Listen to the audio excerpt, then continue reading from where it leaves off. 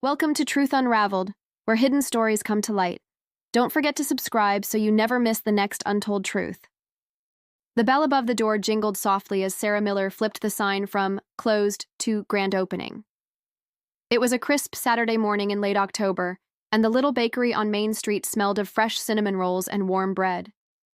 Sarah stood there for a moment, holding her breath as if that single motion, the turning of a sign, marked the beginning of a new life. Her hands were trembling, though she clenched them tightly against her apron. Outside, the street was alive with weekend shoppers. Somewhere down the block, a barista was calling out lattes, and across the way, a bookstore had a steady line of customers spilling out onto the sidewalk. Sarah looked back into her own space, a handful of mismatched tables, walls painted soft cream, and a glass display case filled with her best work: blueberry muffins, chocolate chip cookies, carrot cake with cream cheese frosting. "Come on," she whispered to herself. "Please, just one customer." But as the hours ticked by, only a trickle of people wandered in. A curious neighbor bought a coffee, an elderly woman purchased 2 loaves of bread, and a mother let her child pick out a sugar cookie. Sarah smiled and thanked them, her heart swelling each time, but she couldn't ignore the emptiness of the room. The seats stayed bare. The display case barely changed. It wasn't how she'd pictured it. For years, Sarah had worked at Halverson Logistics, a mid-sized distribution company with a reputation for chewing people up and spitting them out. She was efficient, reliable, and always willing to stay late, yet her contributions went unnoticed. Her boss, Lisa Carter, was the kind of manager who believed in playing favorites, and Sarah was never on the list. "I don't think you're really leadership material," Lisa had once told her during a performance review, her tone coated in condescension. "You're sweet, but you're not assertive enough." That phrase, "not assertive enough," echoed in Sarah's mind for weeks afterward. She knew what it really meant: invisible, forgettable, not someone who would ever climb the ladder. Still, Sarah stayed longer than she should have. Steady paycheck, health insurance, the illusion of security. But each day, as she carried files across the office or sat through endless meetings, she dreamed of something else. Baking. Not just any baking, but the kind that carried memory and meaning. Her mother, who passed away when Sarah was 19, had taught her to knead bread with patience, to measure sugar by feel, and to stir until the dough looked happy. "You can taste love in food," her mother used to say. "It's the only ingredient that never runs out." Finally, after one particularly humiliating meeting where Lisa praised Mark, a loud, arrogant colleague, for an idea Sarah had pitched weeks earlier, something in Sarah snapped. She walked out at lunch, sat in her car with tears running down her cheeks, and whispered, "Enough." 2 months later, she handed in her resignation. She invested her small savings and a personal loan into renting the little storefront on Main Street. Against the advice of nearly everyone she knew, Sarah Miller opened Sunrise Bakery. "You're really giving up a stable job for this?" Lisa had smirked during her farewell party. "Well, I guess someone's got to make cookies." The laughter from her coworkers still stung when Sarah thought about it, especially Mark, who leaned across the cake table with a mocking grin. "Hey, maybe I'll come by and buy a muffin if you make it that long." Now, on opening day, those words echoed like ghosts. By mid-afternoon, Sarah sat behind the counter, staring at her ledger. She'd barely made enough sales to cover the cost of ingredients. Her stomach twisted. Was Lisa right? Was Mark right? Had she really thrown away stability for a foolish dream? Her phone buzzed with a message from her father. "Proud of you, kiddo. Remember, every empire starts with 1 brick." Sarah smiled weakly. She wanted to believe that. She wanted to believe she was laying the foundation of something bigger. But at that moment, all she could see was empty tables, leftover pastries, and numbers that didn't add up. She thought of her mother again, the way she'd hum while baking, the way she made even the smallest gatherings feel like holidays. Sarah touched the necklace she always wore, her mother's silver locket, and whispered, "I won't give up, Mom. Not yet." By evening, Sarah closed up shop and sat alone at one of the little tables. She bit into a blueberry muffin, though it tasted bitter with disappointment. Through the window, she watched the bustle of other businesses thriving. She imagined Lisa and Mark laughing together at some after-work happy hour, probably joking about Sarah and her silly bakery. The humiliation burned, but underneath it, something else stirred, a quiet defiance. "They don't get to decide if I succeed," she muttered. "They don't."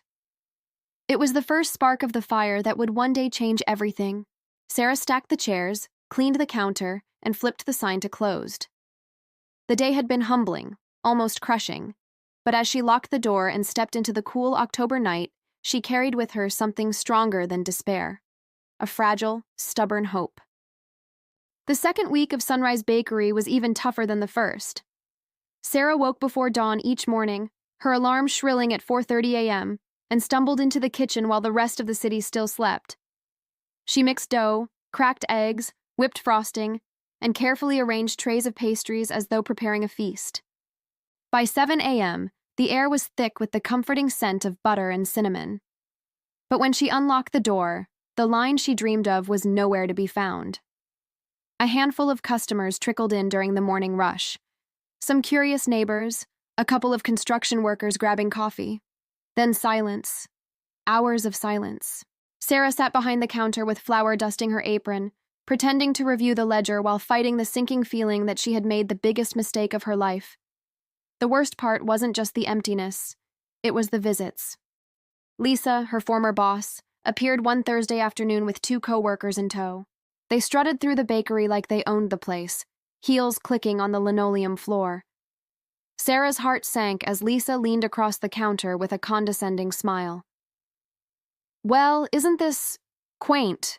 Lisa said, her eyes sweeping over the mismatched tables and secondhand decor. Sarah forced a polite smile. "Can I get you something? We have a fresh apple pie."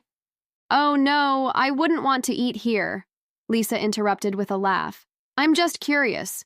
To see how things turned out." One of the coworkers snickered. "This is what you left Halverson for? A cupcake stand?" Heat rose in Sarah's cheeks. She clenched the counter to keep from shaking. Lisa tilted her head as though speaking to a child. "I'll be honest, Sarah. I didn't think you'd last 2 weeks, but hey, at least you tried. Not everyone's cut out for the corporate world." They left without buying a thing, their laughter echoing as the door jingled shut. Sarah stood frozen, humiliation burning like acid in her chest. Mark showed up 2 days later, swaggering in with his expensive suit and smug grin. "Sarah, I heard you opened a bakery. Thought I'd come see the empire." She tried to stay professional. "What can I get for you?" He tapped on the display case, eyeing the cookies. I'd buy one, but I don't want to put you out of business by taking your last customer." Sarah's jaw tightened. "They're $2 each." He smirked and slid a 20 across the counter. "Keep the change. Consider it charity." Her fists clenched at her sides as he sauntered out, cookie in hand.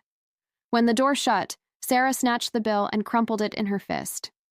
The pity in his voice hurt worse than the insult. The days dragged on. Bills piled higher than sales. Sarah stretched her savings thin, buying only what she needed to keep the ovens running. Some nights she skipped dinner, surviving on scraps of unsold bread. One evening, she sat alone at the back table, staring at her ledger. The numbers told a story she didn't want to face. $200 left in her account. 200. Rent was due in a week. Utilities hung overhead. If something didn't change soon, Sunrise Bakery would close before it had even begun. Her chest tightened, and tears blurred the ink on the page. Had they been right all along? Was this dream nothing but foolishness? She picked up her mother's silver locket, rubbing her thumb over its surface. In her mind, she could hear her mother's voice. "Don't let them decide your worth, Sarah. Your hands, your heart, your persistence, that's your wealth." The memory steadied her. She wiped her tears and whispered, "I won't give them the satisfaction. Not Lisa, not Mark, no one." The ridicule extended beyond former coworkers. Even some family members began to question her choices. At a Sunday dinner, her cousin Rachel leaned across the table with a smirk. "So how's the little bakery going? Making millions yet?" Her uncle chuckled. "Didn't I tell you? Baking's a hobby, not a career." Sarah forced a smile, but inside her resolve hardened. Every dismissive comment was a brick, stacking higher, building the wall she would one day climb over. Still, the loneliness gnawed at her. Every morning she arrived before dawn, every night she cleaned the empty shop alone. She worked 16-hour days and had little to show for it. The world seemed determined to break her spirit. But Sarah wasn't ready to give in. Late one night, she scribbled in a notebook, "If no one comes to me, I'll go to them." She started handing out samples at the farmer's market, delivering muffins to local offices, even slipping coupons under windshield wipers in parking lots. Most people brushed her off. Some threw the flyers away in front of her. But a few smiled, a few tried the cookies, and a few promised to come by. It wasn't much, but it was something. On the coldest night of November, after a day of meager sales, Sarah stood outside locking up. The street was empty, her breath visible in the air. She turned back to look at the bakery, the lights glowing softly inside, the sign with her name hand-painted in cursive. She whispered into the quiet, "They think I'm small. They think I'm weak. But I'll show them. I will." Her words hung in the still air like a vow.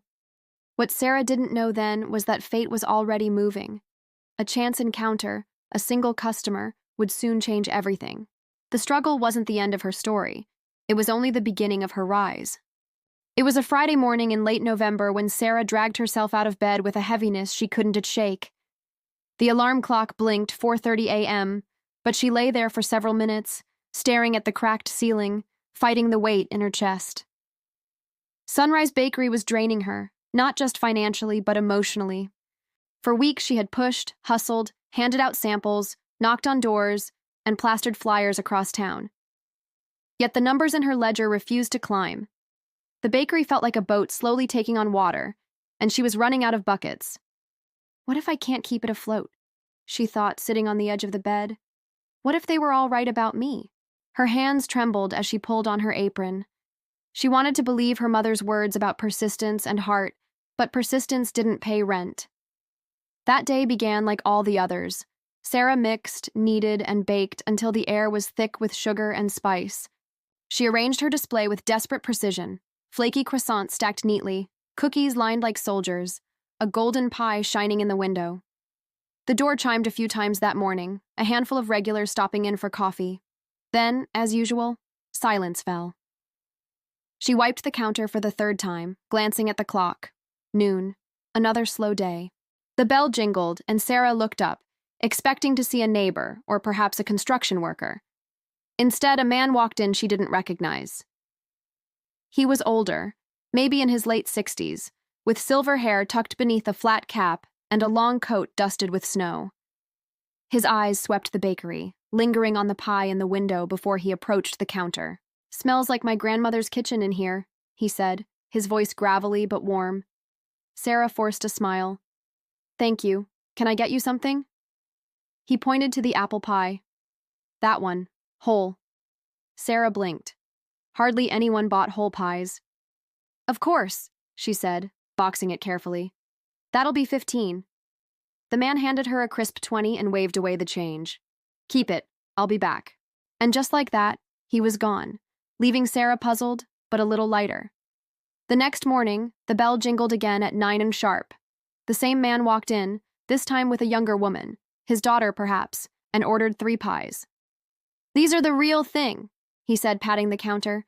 "My daughter needs to try them." Sarah boxed them up, trying to hide her excitement. When they left, she allowed herself a small laugh. Maybe word of mouth wasn't dead after all. 2 days later, he returned, this time with a group of friends. The small bakery, usually so quiet, suddenly buzzed with chatter. Chairs scraped, laughter filled the air, coffee cups clinked. For the first time, Sarah felt the room alive. As she served plates of pie and trays of cookies, she overheard one of the men say, "Best pie I've had since I was a kid." Another nodded, crumbs on his beard. "This place feels real, not like those chain cafes." Sarah's heart swelled. She moved quickly behind the counter, but inside she wanted to cry. For weeks she had been invisible. Now strangers were praising her work out loud, and it felt like a door cracking open after a long winter. That night, Sarah checked the ledger. For the first time since she opened, she had made a profit. Not much, but enough to cover utilities. Her hands shook as she wrote the numbers. Hope, fragile and glowing, returned to her chest. The following week brought something Sarah could never have planned. One of the silver-haired man's friends, a journalist for the local paper, asked if he could feature her bakery in a column about small businesses. Sarah hesitated, her shyness tugging her backward, but then nodded. A few days later, an article appeared. Sunrise Bakery, a taste of tradition in a modern city. It described her pies as buttery perfection and her cookies as childhood memories revived. By the afternoon, her phone wouldn't stop buzzing. The bakery door jingled so often she barely had time to breathe. Strangers lined up outside, their coats pulled tight against the cold, waiting for a taste of her pies. Sarah worked until her hands ached, pulling tray after tray from the oven, her cheeks flushed with exhaustion and joy. By evening, the display case was empty.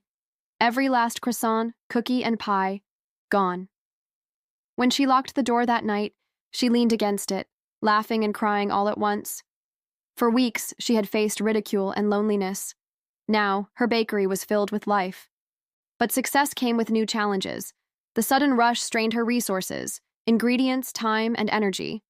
She barely slept, waking at 3 a.m. to bake enough to keep up with demand. Her arms throbbed, her back ached, but she refused to slow down. She remembered Mark's smirk, Lisa's mocking words, and the way her family doubted her. The memory of their scorn fueled her like firewood in winter. They thought I'd fail, she whispered to herself, pulling another pie from the oven. They thought I was small, but look at me now. By December, Sunrise Bakery was no longer empty. The bell jingled from dawn until dusk. Neighbors stopped in for coffee, families crowded around the tables, office workers picked up boxes of pastries on their way to work. Sarah barely had a moment to breathe, but she didn't care. The girl who once sat alone at an empty counter was now serving lines of customers. The bakery glowed with warmth, laughter, and the scent of fresh bread. And though she was too busy to notice it fully, the tide had turned. The overlooked daughter, the mocked dreamer, was beginning to rise. The first weeks of Sarah's newfound success felt like a dream. The once empty tables now brimmed with customers. The bell over the door jingled so often it became a melody of hope. Her ledger, once filled with red ink and despair, now showed steady profit. Sarah felt lighter, stronger, like she was finally proving to herself, her family, and every doubter that she belonged. But success, she soon learned, is rarely celebrated by everyone. It began subtly. A sideways glance from Mark, the owner of the cafe across the street, when he saw the line outside her bakery. He had mocked her months ago, calling her naive for even trying to compete. Now his own cafe sat half-empty while customers carried boxes of Sarah's pies down the block. At first, Sarah ignored it. She was too busy to worry about others' feelings. She worked long hours, fueled by adrenaline and determination, her hands moving swiftly through dough and batter. But as December rolled on, the whispers began. She probably uses frozen ingredients, one customer overheard at the cafe. I heard she copied her recipes from some online blog, another added. The rumors spread quickly, weaving their way through the town like smoke. Sarah heard snippets from her customers, always prefaced with, I don't believe it, but... The words stung all the same. Then came the first blow, a 1-star review on a local business forum. Overpriced and overrated. Don't believe the hype. Pies taste store-bought. Staff, well, there is no staff. Just one woman who looks exhausted and can't keep up. Sarah stared at the screen, her chest tightening. She knew exactly who had written it. The tone, the phrasing. It reeked of Mark, but she couldn't prove it. She closed the laptop and forced herself back to work, but the seed of doubt had been planted. What if people believe him? What if this was all just a bubble waiting to burst? Things grew worse. One morning, Sarah arrived at Sunrise Bakery to find graffiti scrawled across the front window in red paint. Fake. Her knees buckled as she read the word. Hands trembling, she unlocked the door and sank against the counter, fighting tears. The bakery had been her sanctuary, her chance to rise above the ridicule. Now it felt violated, attacked. The police came, took photos, and filed a report, but there wasn't much they could do. Neighbors offered sympathetic words, but Sarah saw the unease in their eyes. Not everyone wanted her to succeed. The real breaking point came at a town business meeting. Sarah had been invited to join other local owners to discuss holiday sales. She entered nervously, clutching her notebook, still feeling like the newcomer. Mark sat at the head of the table, smiling thinly. As soon as she took her seat, he began. "Not everyone here is playing fair," he said, his eyes locking on Sarah.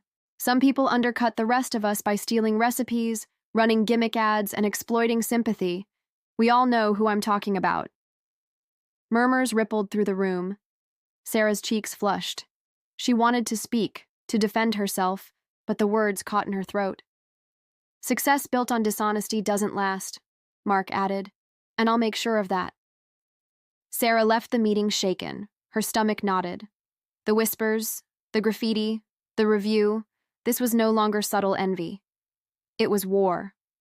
For days afterward, Sarah worked in a fog. She kneaded dough harder than necessary, her hands aching, anger bubbling beneath her exhaustion. She thought of her family, her father who told her dreams were foolish, her mother who begged her to take a safer path. Was Mark right? Was I just fooling myself? But then she remembered the silver-haired man who first bought her pies, the customers who lined up despite the rumors, the children who laughed over cookies in her bakery. They didn't think she was fake. They kept coming back because her work mattered. The doubt began to fade, replaced by something stronger. Resolve. Instead of shrinking back, Sarah pushed harder. She cleaned the graffiti herself, scrubbing until her arms ached. She responded to the cruel review online, not with anger, but with grace. "I'm sorry your experience wasn't what you hoped for. I make everything by hand, with fresh ingredients, and I welcome anyone to visit the kitchen to see for themselves. I'm still learning and growing, but I'll never stop working to bring honest food to this community."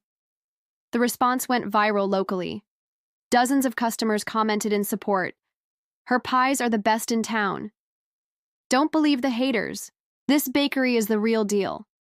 Sarah works harder than anyone. She deserves every bit of success." The tide began to turn again, but Mark wasn't done. He filed a complaint with the health department, alleging unsanitary conditions at Sunrise Bakery. Inspectors showed up unannounced one busy morning, clipboards in hand. Sarah's heart nearly stopped. She guided them through the kitchen, her voice steady even as her palms sweated. They opened cupboards, checked fridges, examined every surface. When they left, one inspector turned to her and said, "You run a clean operation. Don't let people scare you." Relief flooded her body, but the message was clear. Her success would always attract enemies. That night, after locking up, Sarah sat alone at a table, staring at the darkened window where the graffiti had once been. She felt the scars of the battle, both physical and emotional, but she also felt something else. Strength. She whispered into the quiet. "They can try to break me, but I'm not going anywhere." For the first time, she truly believed it. The girl who once cowered under her family's doubt, who once considered giving up when the bakery stood empty, was now facing envy and backlash head-on. And instead of crumbling, she was rising higher. The days following the health inspection felt like a storm slowly clearing. The inspectors had left satisfied, her loyal customers continued to show up, and the bakery was still standing. Yet Sarah knew the battle wasn't over. The whispers, the rumors, and Mark's relentless attempts to discredit her weighed heavily. One evening, as she locked the door, Sarah caught her reflection in the glass. For the first time, she didn't see the uncertain woman who had once begged her parents for approval. She saw someone scarred, yes, but also someone unshaken. Someone who had survived. The turning point came unexpectedly. A local journalist named Claire entered Sunrise Bakery one Saturday morning. She wore a long gray coat and carried a small notebook. Sarah didn't recognize her at first. She just thought Claire was another curious customer. "Can I help you?" Sarah asked, wiping flour from her hands. "I'll have a slice of your apple pie," Claire replied with a smile. "And maybe some time to ask you a few questions." Sarah blinked. "Questions?" "I'm writing a piece for the Cedar Grove Times," Claire explained. "Your bakery has become something of a phenomenon. I want to know the story behind it." Sarah hesitated. She wasn't sure she wanted her struggles, her humiliations, her enemies, her family's dismissals, laid bare for the town to see. But then she thought about Mark. He had no problem spreading his version of her story, the rumors, the slander, the half-truths. Maybe it was time people heard her voice instead, so she agreed. They sat at a corner table while customers came and went, the air filled with the scent of cinnamon and vanilla. Claire scribbled notes as Sarah spoke. She told her about her father's harsh words, her family's doubts, the nights she went home exhausted and wondered if she'd made the biggest mistake of her life. "But why didn't you give up?" Claire asked. Sarah paused, her eyes misting. "Because for once in my life, I wanted to prove to myself that I was enough. I didn't need approval. I didn't need handouts. I just needed to believe in me." Claire's pen moved quickly. "That's powerful," she said softly. The article hit the town like wildfire. From doubt to determination, the story of Sunrise Bakery splashed across the front page. The piece painted Sarah as the underdog who had clawed her way up, facing ridicule and sabotage but never giving in. Claire quoted Sarah's words about believing in herself, about building something from nothing, about baking not just as a business but as a lifeline. People saw her differently now. She wasn't just the quiet woman behind the counter. She was a fighter, a dreamer, a survivor. Customers tripled overnight. Strangers stopped her on the street, shaking her hand, thanking her for inspiring them. Even her mother, who had avoided the bakery for months, showed up one morning with tears in her eyes. "I read the article," she whispered. "I'm sorry, Sarah. I didn't know how strong you really are." For Sarah, that moment was worth more than the swelling profits, more than the praise. Her own mother was beginning to see her. But with recognition came fresh challenges. Mark, enraged by the article, doubled down. He confronted her in the street one afternoon, his face red with fury. "You think you're some kind of hero now?" he spat. "A few pies and a sob story don't make you special." Sarah stood her ground. For once, she didn't shrink under the weight of someone else's voice. "No," she said firmly. "What makes me special is that I didn't give up, and that's something you'll never take from me." Passers-by stopped to watch. Mark stormed off, muttering curses, but Sarah didn't care. She had spoken her truth out loud, and people had heard it. The turning point wasn't just external, it was internal. Sarah began to carry herself differently. She held her head higher, met people's eyes with confidence, and smiled not just to please customers, but because she finally believed in the future she was creating. She expanded the bakery hours, hired a young assistant named Lily, and introduced new recipes that quickly became town favorites. The once dim Sunrise Bakery now glowed with life, laughter, and possibility. And with every loaf of bread she pulled from the oven, every pie she sliced, every cookie she handed to a child, Sarah felt the truth settle deeper. She was no longer the forgotten daughter, the underestimated woman. She was a business owner, a leader, a voice. One night, after closing, Sarah sat with Lily, who was wiping down tables. "Why did you hire me?" Lily asked suddenly. Sarah smiled. "Because I saw myself in you. I know what it feels like to be overlooked, but I also know how much potential someone has when they're finally given a chance." Lily's eyes glistened. "You've given me hope, Sarah." Sarah's throat tightened.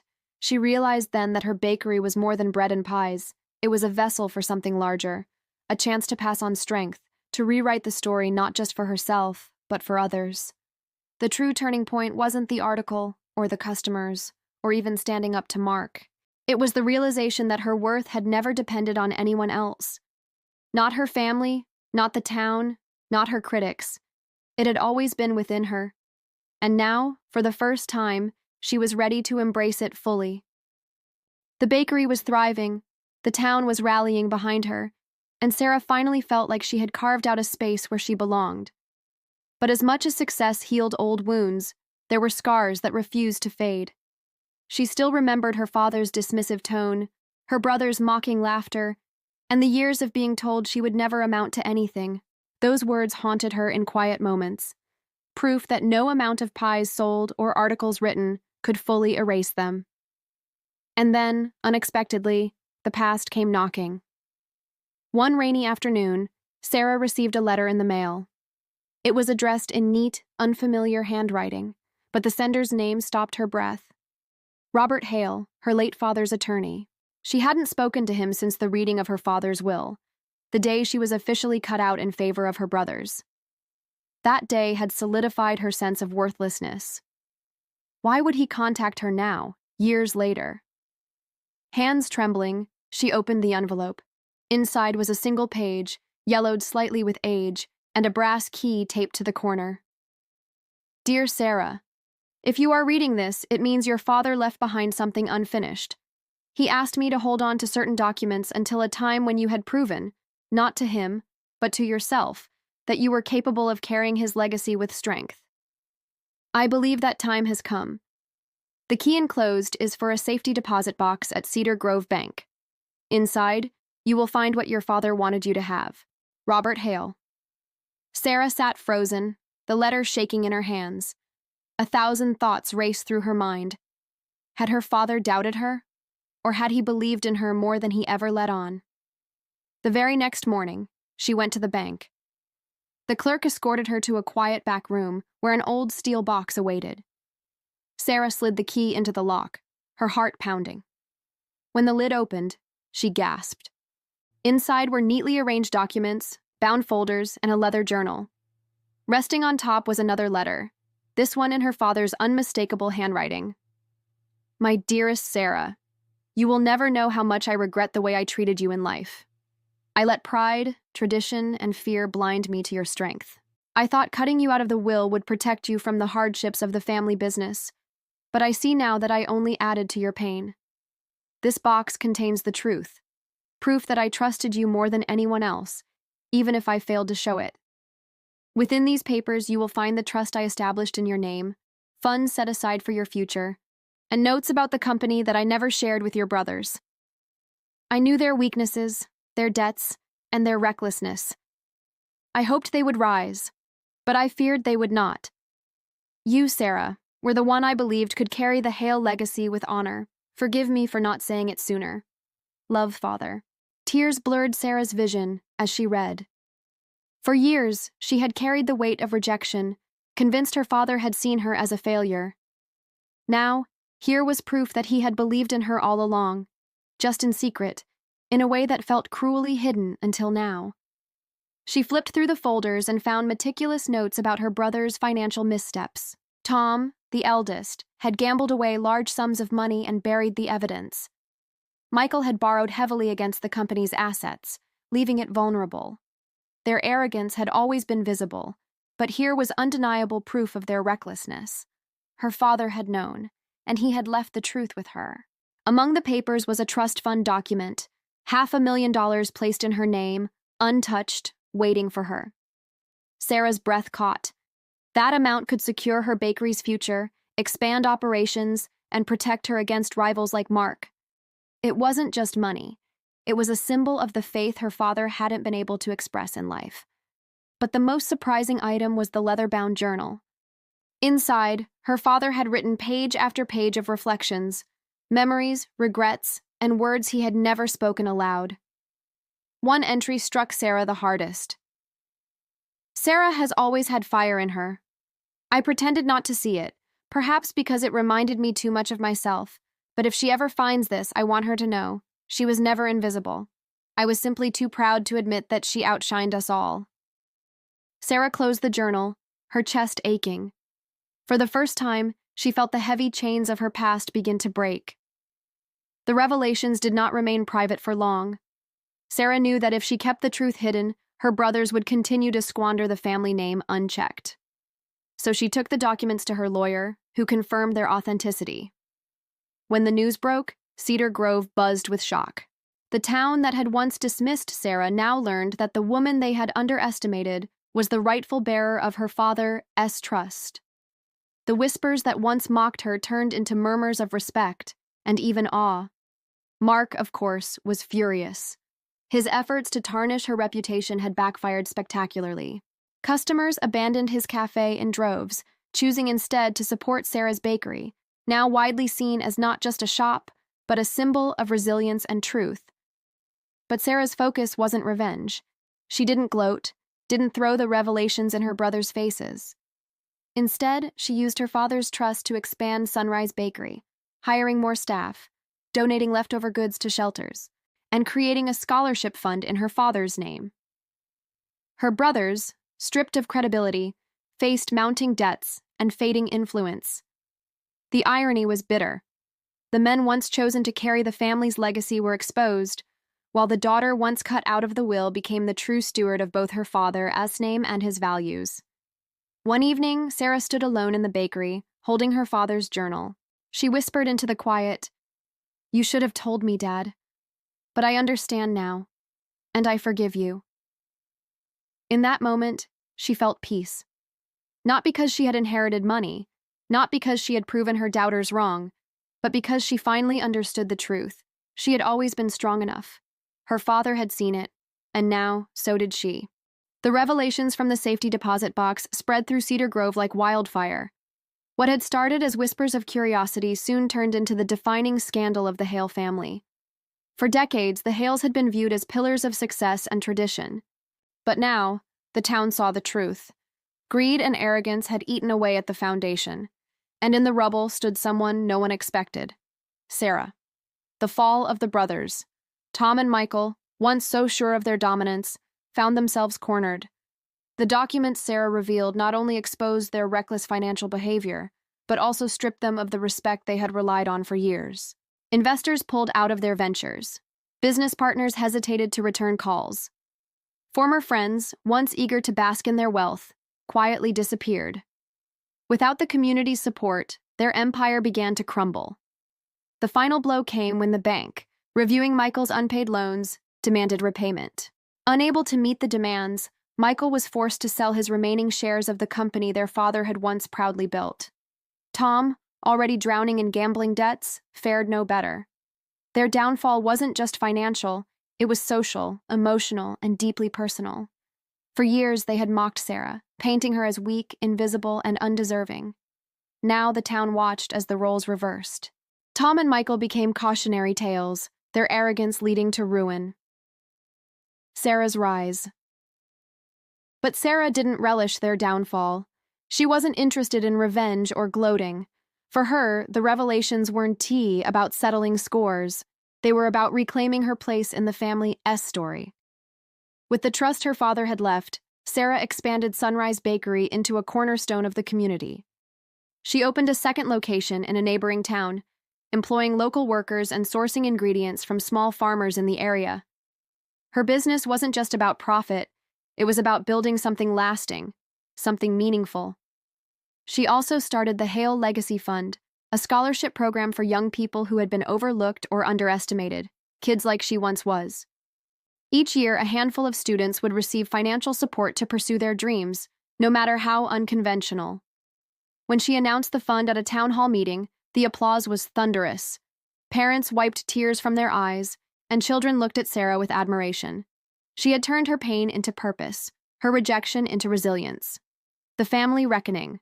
Her mother, who had once sided with the brothers, began to see Sarah in a new light.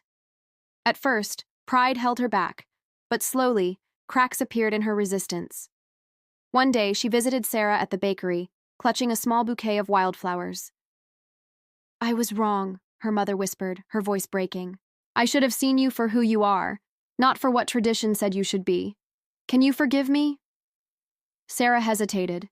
Years of neglect and dismissal couldn't be erased in a single moment. But looking into her mother's tearful eyes, she saw sincerity and regret. "Yes," Sarah finally said, "but forgiveness doesn't mean forgetting. It means building something new." For the first time in decades, there was a glimmer of reconciliation. Carrying the legacy. On the anniversary of her father's death, Sarah organized a community event at the bakery. She unveiled a mural painted on the side of the building, a tree with strong roots, its branches stretching toward the sky. At the base was a plaque, in memory of Robert Hale, a legacy not of wealth, but of resilience, truth, and love. The crowd gathered around, many of them holding baked goods from Sarah's shop, and applauded. Sarah stood tall, her father's journal in her hand. She read aloud a passage that had meant the most to her. The overlooked often become the strongest. Those words resonated across the crowd. People who had felt invisible, underestimated, or cast aside found themselves nodding, some with tears in their eyes. Sarah had not only reclaimed her father's legacy, she had redefined it. A life rewritten. Tom and Michael faded from the public eye, their names now associated with squandered potential rather than triumph. But Sarah flourished. She traveled occasionally to speak at small business conferences, sharing her story of resilience.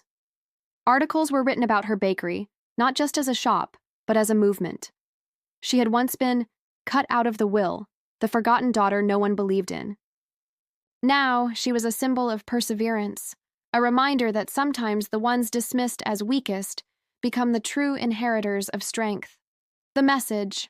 As the sun set over Cedar Grove one evening, Sarah stood outside her bakery, watching families gather inside, children laughing over cookies, couples sharing coffee.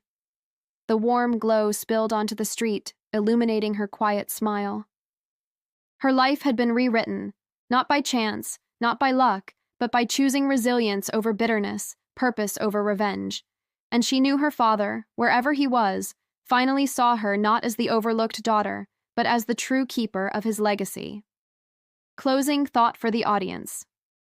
Stories like Sarah E.S. remind us of something powerful. Being underestimated is not the end. It can be the beginning of something extraordinary.